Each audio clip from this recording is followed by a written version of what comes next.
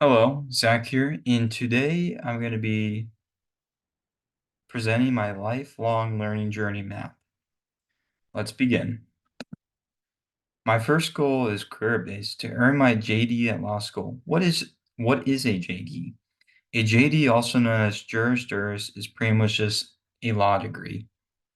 And how do I attend or excuse me, earn this law degree?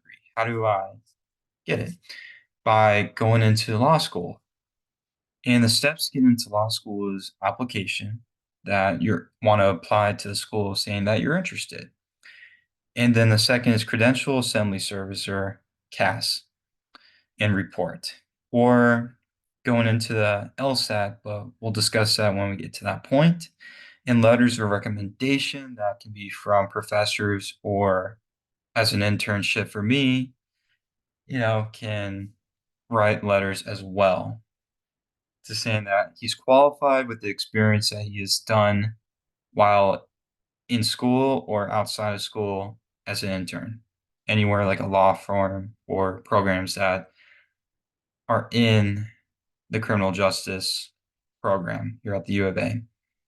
And also application fee that there is a charge for me sending my application to them that I need to pay. And sixth one is any additional requirements unique to a particular school that every school maybe have something that is required that other schools don't. So definitely have to do research and make sure I have all those requirements after I graduate at the U of A. And also going back to what I was talking about the LSAT, that undergrad point average is required. So it's like what I take in school and what my final GPA is in the LSAT score. But the LSAT stands for Law School Admission Test. So I have to get above a 120 to a 180. That 180 is the highest score I can get. And what kind of resources or people and programs and class and tools that I can do is that my professors or any work experience that I get out of the internships I do is what makes me grow as a person and more knowledgeable once I get to that place I want to go, which is law school, to become a lawyer to do that. And also, there's a lot of obstacles that may happen that if I don't get into my first pick to where I want to apply myself, that all I have to do is just find another school that I like too, or even more. So just gotta keep on pushing and it will find me. And also time's an obstacle that it takes good time management to study hard for the LSAT and other things that require, and also to put personal time for internships to acquire those in-person experience with lawyers and professions that take place as a lawyer. And the artifacts that I'll definitely acquire from this is my LSAT score and definitely my acceptance letter to a law school that I want to go into. And that is all I have to say for this page. And my second goal, this is more of a personal goal, travel to Egypt. Why Egypt? As a kid, I was fascinated with ancient Egyptians by their way of life and culture. I used to check out this book in my school library about the discovery of King Tutankhamun's tomb in the Valley of the Kings, and would imagine myself as an explorer who founded the pharaoh's tomb and fame I would have received. But mostly, I want to go see the pyramids as they are one of the seven world wonders. So to actually have a successful trip, I need to put preparations in order. So organization, and that's definitely a skill I want to excel at, that to organize all of what I need to do before I'll go there. That the travel papers, get a visa and passport, clothing for appropriate weather and days and nights. That days are hotter than nights. Nights are pretty cold. That I learned living in Arizona. Accommodations, find a hotel in Cairo. That's where I want to stay. And transportation book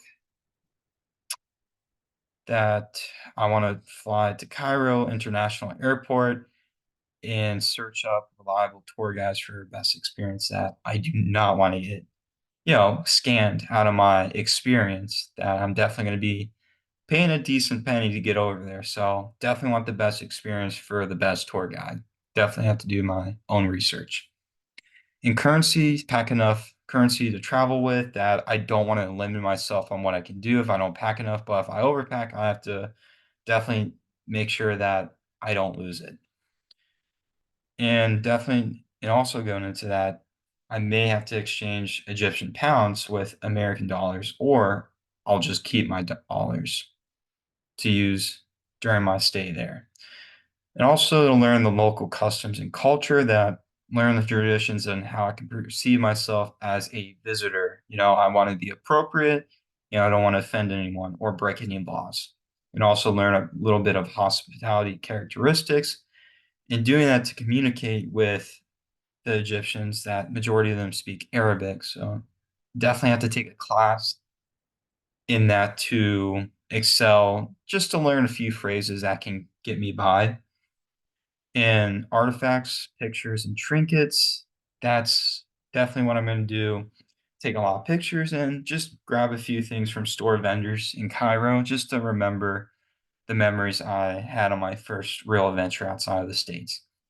And obstacles that can happen is if I forget one thing, my whole trip could be ruined.